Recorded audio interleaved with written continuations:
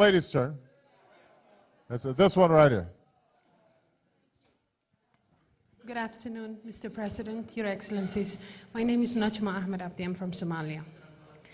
I came all the way here with one question, and that is living in conflict in a country that has confused the whole world. And being part of the diaspora that went back to risk our lives in order to make Somalia a better place, especially with what we're going through right now. How much support do we expect from the US? And not support just in terms of financially or aid, but support as an ear, as a friend, as somebody who hears and listens to those of us who are putting our lives and our families at risk to defend humanity. Well, I think you will have enormous support from the people of the United States when it comes to trying to create a structure and framework in Somalia that works for the Somali people.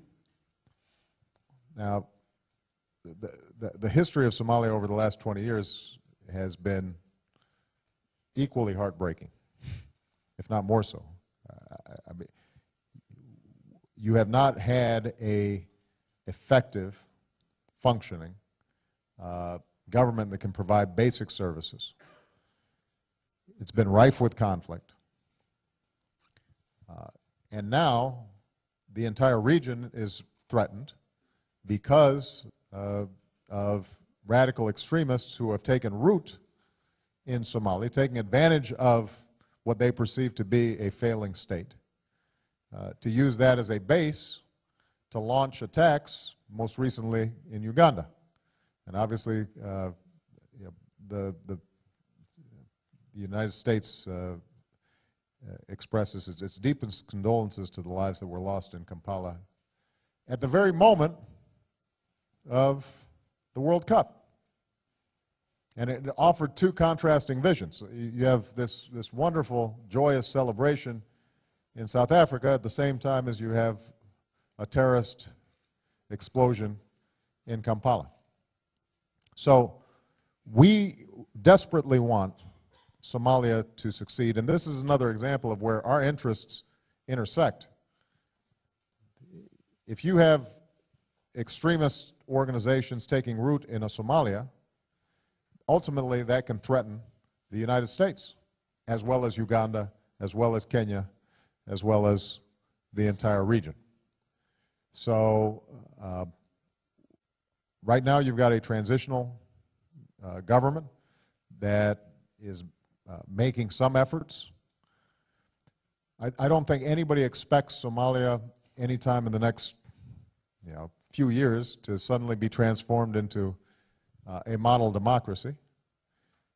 Whatever governance structures take place in Somalia have to be aware of the tribal and traditional structures and clan structures that exist within Somalia. But certainly what we can do is create a situation where people, young people are not carrying around rifles, shooting each other on the streets.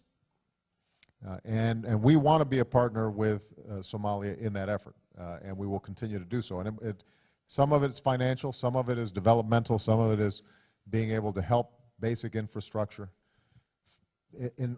In some cases, we may try to find a portion of the country that is relatively stable and start work there to create a model that the rest of the country can then look at and say, this is a different path than the one that we're taking right now.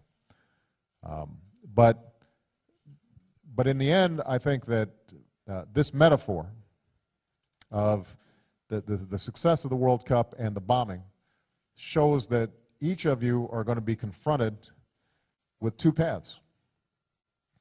There's going to be a path that takes us into a direction of more conflict, more bloodshed, less economic development, continued poverty, even as the rest of the world races ahead, or there's a vision in which people come together for the betterment and development of their own country. And for all the great promise that's been fulfilled over the last 50 years, I want you to understand, because I think it's important for us to be honest with ourselves, Africa has also missed huge opportunities for too long. And I'll just give you one example. When my father traveled to the United States, and got his degree. In the early 60s, the GDP of Kenya was actually on par, maybe actually higher than the GDP of South Korea. Think about that. All right. So when I was born, Kenya per capita might have been wealthier than South Korea. Now, it's not even close. Well, that's 50 years that was lost in terms of opportunities. When it comes to natural resources, when it comes to the talent and potential of the people, there's no reason why Kenya shouldn't have been on that same trajectory. And so 50 years from now, when you look back, you want to make sure that the continent hasn't missed those opportunities as well. We want to make sure of that as well. You know, and the United States wants to listen to you and work with you. And so when you go back and you talk to your friends and you say, what was the main message the President had? We are rooting for your success, and we want to work with you to achieve that success. But ultimately, success is